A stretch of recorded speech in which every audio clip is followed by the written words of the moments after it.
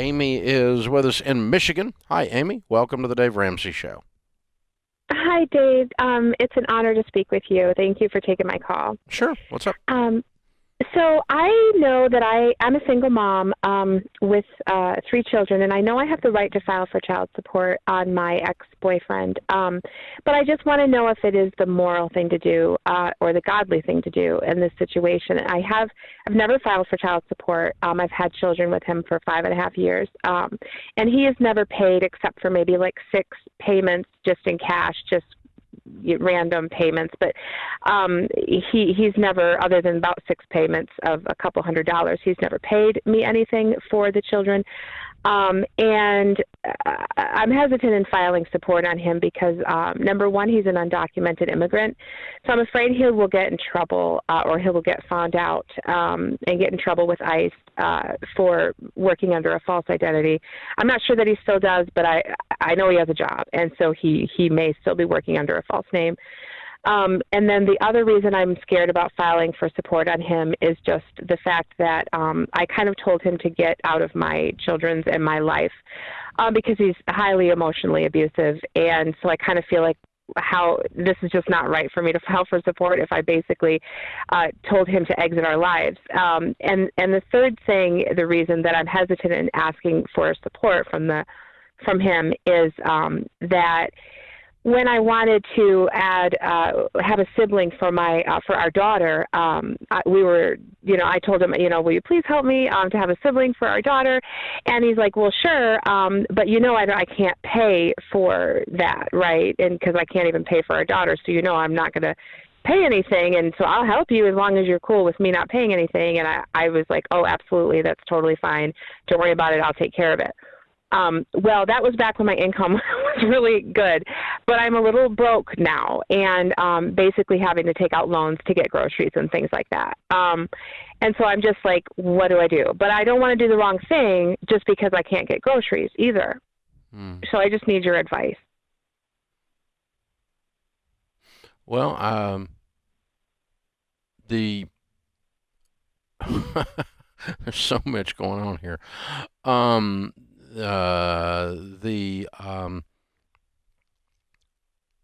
Number one, stop having children with people who don't support them and that you're not married to. Okay? You shouldn't ask my advice if you didn't want it, but you need to stop doing that. Okay? Mm-hmm. Because you got yourself into a mess, obviously. Right. And this is a bad dude. Okay? He's here illegally. Mm-hmm. He's an abusive dude, and you told him to stay away, and I don't even want to know the details. You told him you wanted to have another kid, but you'd pay for it, right? Right. Okay. So it sounds like it's more hassle than it's worth. It sounds like certainly for one of them you told him not, you wouldn't charge him, right? Right. I mean, you have a deal on that. You'd have to keep your word on that. I guess keeping your word comes into this discussion. But I mean, here's the thing. What we need to be concerned about is what is best for the children, and what's best for the children is for you to get a career that's going and him to not be around, right? Right. Yeah. So I think it's just the fact that things are tight is the only reason you're considering this, and it's making you try to look past some of all these other negatives that you did list out very thoroughly. So you got a pretty long list of negatives down the list on reasons to not do this. Mm-hmm. 99% of the time someone calls up with this. Actually, when I saw on the screen, file for child support question, Mark, that's not what's on my screen waiting on you to come up. I immediately go, well, of course, the guy had kids, he got to pay for the kids. It's kind of like basic ethics, basic morality. Right. You ought to take care of your own dadgum children. But this is not a guy who takes care of anybody. Right, exactly. He's a taker, not a giver.